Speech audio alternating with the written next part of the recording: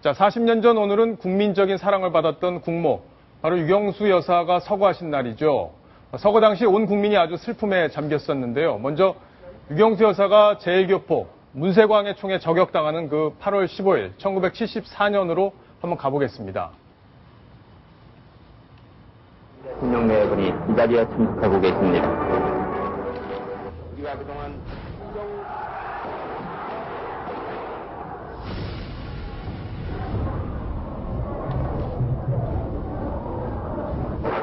자, 지금 박정희 대통령 들어오고 있는 모습이고 행사장에 들어오고 있는 모습인데 지금 총소리가 들렸죠? 그래서 지금 유경수 여사 쓰러지는 모습입니다. 자, 조수인 차장. 네. 저 쓰러지는 저 장면 뒤에도 박정희 대통령이 연설을 계속 이어갔다고 하죠. 네, 참 그렇습니다. 대단한 분인 것 같습니다. 예. 광복절 경축사 1974년 8월 15일 날 광복절 경축사를 읽기 시작한 지 10분도 되지 않아서 총소리가 탕 하고 울렸습니다. 네, 그 순간 아무도 이 총소리가 무엇을 의미하는지 잘 몰랐던 것 같고요. 그 당시에 연단에는 방탄 장치가 설치가 돼 있었답니다. 그래서 박정희 대통령은 바로 이 단상 뒤로 몸을 금방 피하죠. 네.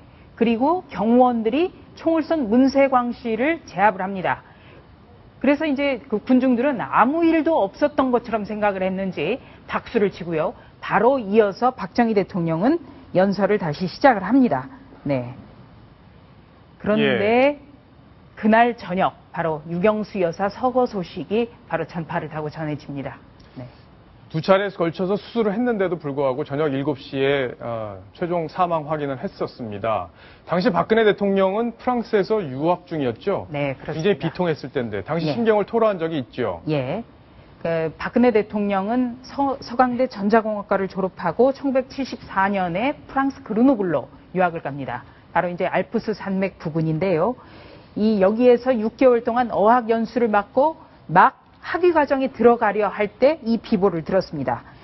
자서전 절망은 나를 단련시키고 희망은 나를 움직인다. 여기에서 유경수 여사 서거 소식을 들었던 당시에 비통한 심정을 적었는데요. 뭐라고 적었냐면요.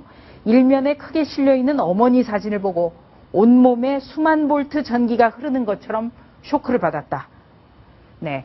박근혜 대통령은 프랑스에서 6개월 동안 유학을 했습니다만 1974년 유경수 여사 서거 이후 39년 동안 지난해 가을에 프랑스를 방문하기까지 39년 동안 프랑스를 찾지 않았습니다. 예. 그만큼 유경수 여사의 서거 소식을 들었던 프랑스의 추억이 그 잿빛이 섞인 기억으로 남았다. 아마 그런 것 같습니다. 방금 전에 박정희 전 대통령이 운구차를 부여잡고 굉장히 침통해하는 모습을 확인했는데요. 자, 지금 박정희 대통령에 대해서는 사실 장기 집권을 하면서 독재 논란도 있고 여러 가지 비판하는 분들도 많이 계신데 유경수 여사에 대해서는 사랑을 몸소 실천한 분으로서 전 국민이 다 사랑하고 그렇게 존경했던 그런 분이잖아요. 네. 그러니까 어떻게 보면 박정희 대통령에 대해서는 공과 과도 있고 또 아직까지도 비판하는 분들이 많습니다만 유경수 여사에 대해서만큼은 모두가 다 참 훌륭했던 분으로 다 평가를 하고 있습니다. 당시에 박정희 대통령 시절에 가장 큰 정적 김대중 전 대통령이었는데요. 그 김대중 전 대통령이 감금돼 있었을 때 이효 여사가 유경수 여사의 초청으로 만납니다. 그때 그 장면을 굉장히 감동스럽게 적은 글도 있는데요. 항상 유경수 여사 하면 떠오르는 것 바로 긴 머리를 들어올린 업스타일 머리 모양과 즐겨 입던 한복으로 대변이 됩니다. 여성과 장애인, 아동을 돕는 데 앞장섰는데요. 특히 그 유경수 여사 하면 빼놓을 수 없는 게 바로 한센병 병자들입니다. 그때만 하더라도요. 그 당시만 하더라도 이 정보가 많지 않기 때문에 한센병 환자를 손으로 만지면 옵는 식으로 그렇게 많이 세상에서는 오해들을 했는데요. 이 유경수 여사는 1971년부터 본격적인 한센병 환자 복지 사업에 나섰습니다. 그래서 소록도도 방문을 했고요. 전남 나주라든지 전북 익산의 한센인촌을 또 방문을 해서 직접 환자들을 만나고 손을 부여 안으면서 참 고충 같은 거를 많이 서로 나누게 됐습니다. 예. 자, 유경수 여사가 이렇게 사랑을 실천하신 분이기 때문에 아마 지금쯤 천국에 계시리라고 이렇게 믿어지는데요. 유 여사의 어떤 생전의 육성, 저희들이 갖고 있는 그 육성을 토대로 가상 인터뷰를 한번 진행을 해보겠습니다.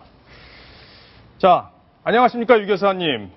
먼저 남편인 박정희 전 대통령에 대해서 좀 여쭤보겠습니다. 1950년에 결혼하셨는데 어떤 점이 제일 마음에 드셨는지 좀 설명을 해주십시오.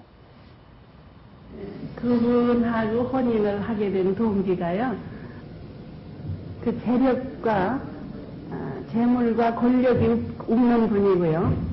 뭔가 의지가 굳으시고 무뚝뚝한 분이라고 모두 알려져 있고 무서운 분이라고 알려져 있는데, 이렇게 앉아서 얘기를 하다가요, 가족끼리 앉아서 얘기를 하다가 우리가 또 농담을 좀 잘해요. 그래서 농담을 이렇게 하면은 그 웃으실 적에 참 어린애 같으셔요.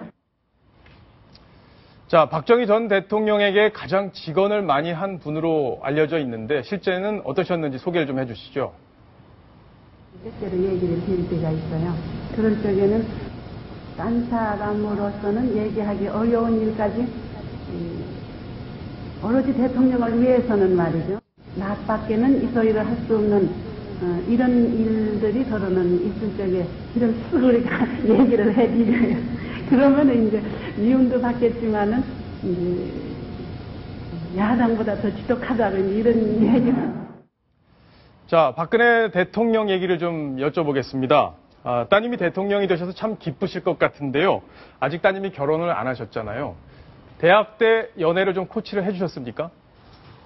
한 가지 얘기해 두기는, 아마 앞으로 누군지 그네하고 이렇게 데이트를 한다거나 이런 할 때는 조금 흥미가 없을지 몰라요. 왜냐하면은 집에 와서 얘기를 전부 해달라고 막 그렇게 부탁을 했어요. 앞으로 네가 데이트를 할 때 있어서도 오늘 어떻게 놀았다고 무슨 얘기를 어떻게 했다고까지 전문화한테 보고를 좀 하도록 이렇게 되었어요. 그래서 약속을 했어요 또. 네, 유 교사님 감사합니다. 하늘나라에서도 박근혜 대통령 그리고 대한민국을 위해서 많이 기도해 주시기 바라겠습니다. 자, 이번에는 박정희 전 대통령이 노래를 부르는 장면 저희가 입수를 한 게 있는데요. 같이 한번 들어보겠습니다.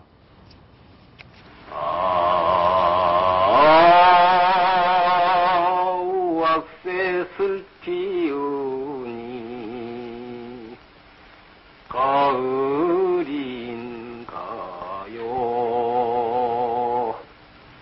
기나긴 그 세월